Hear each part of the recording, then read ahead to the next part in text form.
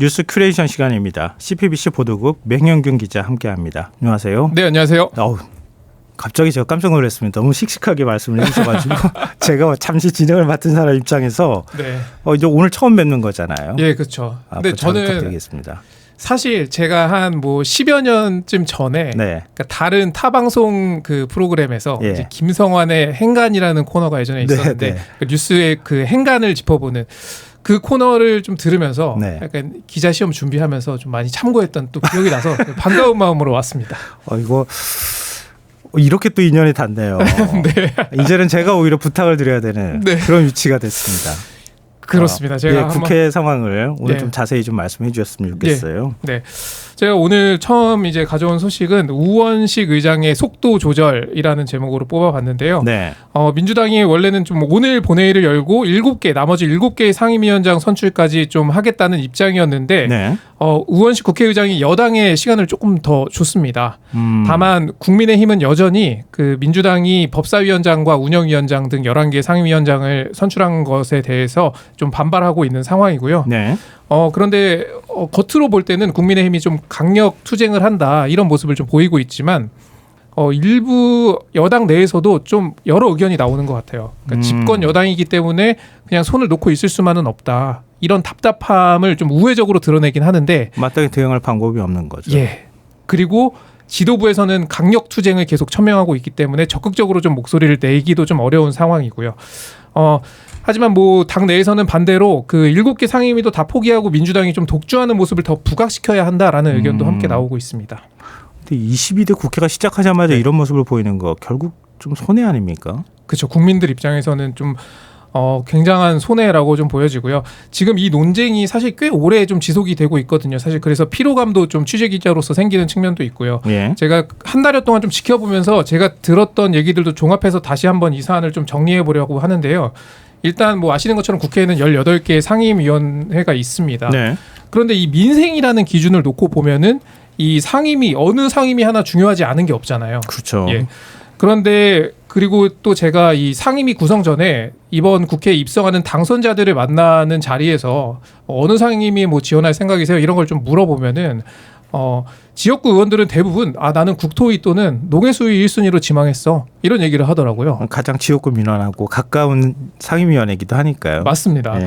그런데 지금의 쟁점은 사실 법사위랑 운영이라는 거죠. 그래서 뭐 하나는 뭐 사실상의 상원의 역할을 하는 곳이고 또 하나는 뭐 대통령실을 관할하기 때문인데, 그러니까 이 두 곳의 위원장을 누가 가져가냐 이 문제는 사실 그 국민의 삶에는 바로 직결되는 그 큰 영향은 아닐 수도 있다라는 생각이 좀 드는 겁니다. 근데 지금 여소야대 국민이기 때문에 집권 여당으로서는 좀 당혹스러운 상황일 것 같긴 한데요. 맞습니다. 문제는 집권 여당인데 국회 뭐 기본적인 협상도 안 되고 뭐 야당이 다 지금 상임위원장을 가져가야 되는 이런 상황이 되기도 하고, 근데 마땅한 대책은 없고 그러면 좀 너무 무책임하다 이런 비판의 목소리를 들을 수 있지 않습니까? 맞습니다.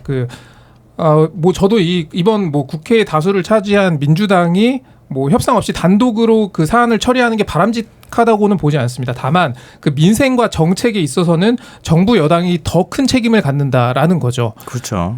그리고 뭐 엄밀히 따졌을 때 민주당이 법사위원장을 가져갔다고 해서 모든 법안을 다 입법할 수도 없는 겁니다. 왜냐하면 더 빠르고 뭐 신속하게 법안을 처리할 수는 있게 되겠죠. 하지만 대통령이 거부권을 행사하면 단 한 건도 통과시킬 수 없는 거거든요, 사실.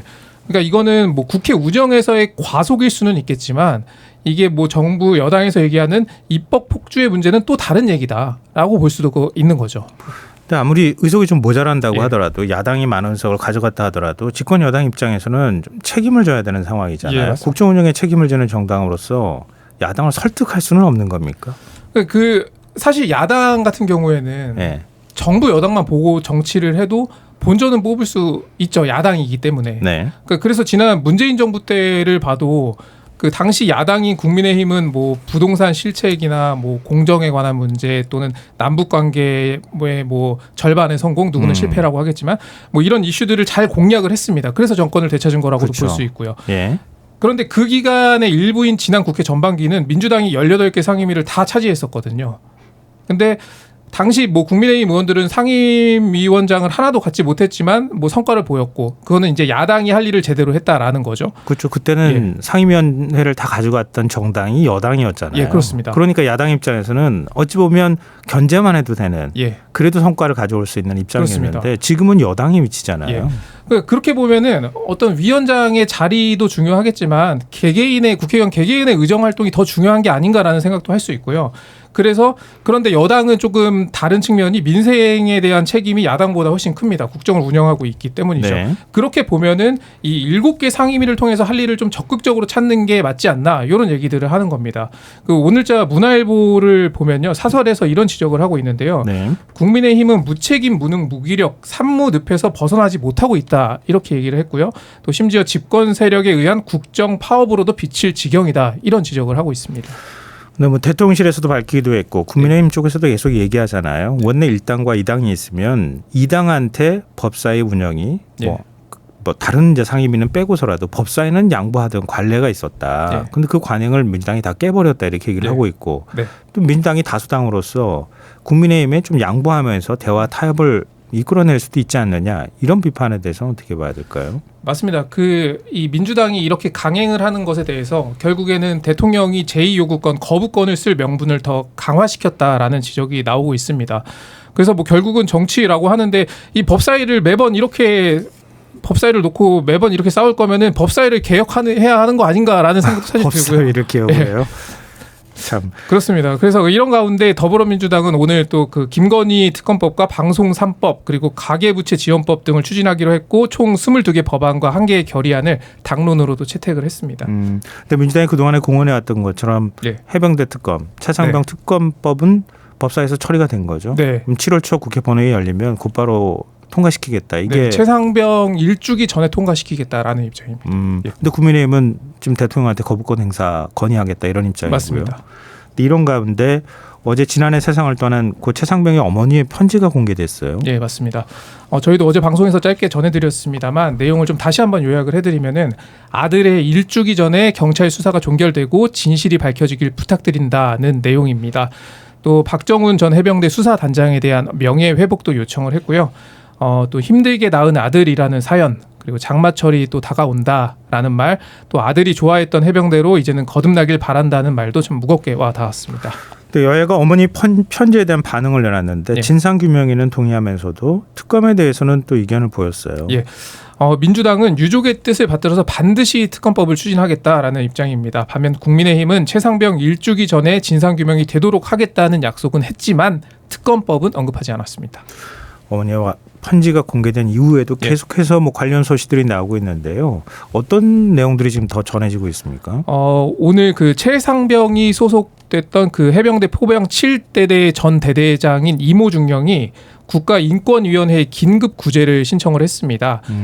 부당한 차별을 당했으니 이를 좀 중단해 달라라는 건데요. 그러니까 이중령 측이 인권위에 낸 진정서를 보면요.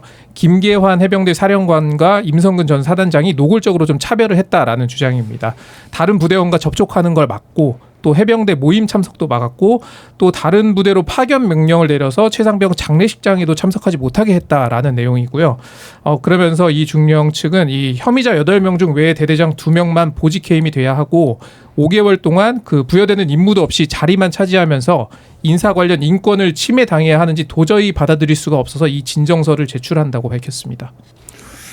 글쎄 이 부분에 대해서 어떻게 받아들일지 청취자분들의 목소리 좀 남겨놓고요.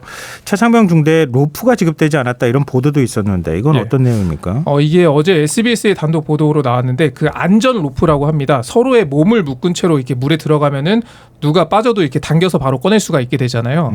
근데 일종의 안전장치인 셈이죠. 그런데 이 경찰이 최 해병이 소속된 그 중대에만 안전 로프가 지급되지 않았던 배경을 지금 조사하고 있고 당시에 그 포병 7대대장이 본부 중대, 그러니까 최상병의 중대엔 로프를 줘봤자 의미가 없다는 얘기를 했었다. 이런 진술이 나온 겁니다. 그러니까 이건 좀 이해하기가 좀 어려운데요. 그러니까 다른 대대에는 지급이 됐다는 거예요? 네. 그러면 이게 지금 다른 중대에는 지급이 됐고, 그러니까 그 최해병의 중대는 그 물살이 그 중대가 담당하는 지역은 물살이 너무 빨라서 물에 들어가지 않을 거니까 그 로프를 다른 중대에 지급해서 쓰게 하라라는 취지였던 거죠. 그렇군요. 또 의미를 해석하자면 그렇게 되는 거네요. 근데 이게 또 어떻게 연결이 되냐면요. 지난달에 공개된 녹취가 하나 있거든요. 그러니까 포 11대대장과 포 7대대장의 통화였는데 네네. 이게 최해병 사고 전날 이뤄진 통화입니다. 그러니까 수변을 수색하라는 지시에 포 7대대장이 못합니다. 선배님 이거 하면 안 됩니다. 네. 위험합니다. 라고 이야기를 합니다. 그러니까 그 다음 날에 이 로프는 이 중대에는 필요 없다라고 한 걸 봐서는 네. 지금 최해병의 중대는 물속 수색을 하지 않을 것이니 이 로프는 다른 중대에서 써도 된다 이런 의미로 해석할 수가 있는 거죠. 근데 갑자기 누군가가 물에 들어가서 그 수색하라라고 지시한 사람이 있다는 얘기잖아요. 바로 그 부분을 지금 수사를 통해서 밝혀내야 되는 부분인데요. 이 두 개를 종합해서 보면은 물에 들어가지 않으려고 했던 중대가 왜 물에 들어간 것인지 또 누가 지시를 한 것인지 지금 이게 밝혀져야 될 부분입니다. 그림은 거의 다 나온 것 같은데 수사는 진척이 별로 없는 것 같고 좀 답답한 생각이 좀 드네요.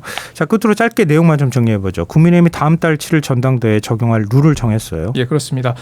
직전 전당대회가 지난해 3월에 열렸고 김기현 전 대표가 선출된 전당대회였죠. 당원 100% 투표로 진행이 됐었어요. 그런데 이번 전당대회는 당원 투표 80%와 일반 국민 여론조사 20%를 합산해서 치르게 됩니다. 이 내용은 오는 19일 상임 정국위와 정국위를 거쳐서 최종 확정될 예정이고요. 2인 지도체제 얘기도 나왔었는데 현행인 단일 지도체제를 유지하기로 했습니다. 당내에서는 어떤 평가가 나옵니까? 일단 윤상현 의원은 민주당이 25% 그러니까 민심 반영 비율이 25%인데 우리는 최소한 30에서 50%를 반영했어야 한다면서 이 패배한 당이 아니라 승리한 당의 모습 같다 이렇게 좀 비판을 했고요. 네. 김재섭 의원은 사실상의 퇴행이다라고 평가를 했습니다. 그러니까 국민의힘의 주인은 당원과 국민 모두인데 적어도 7대 3은 됐어야 된다라는 거고요. 안철수 의원도 비슷한 평가를 했고요. 반면 그 이철규 의원은 당원권을 강화하는 추세라면서 자신은 당원만 하자는 의견을 냈다 이렇게 전하기도 했습니다. 네, 이 얘기는 당규 개정 특위에 참여했던 오신환 전 의원 연결해서요. 더 자세히 들여다보겠습니다. 오늘 명 기자 수고하셨습니다. 예, 고맙습니다.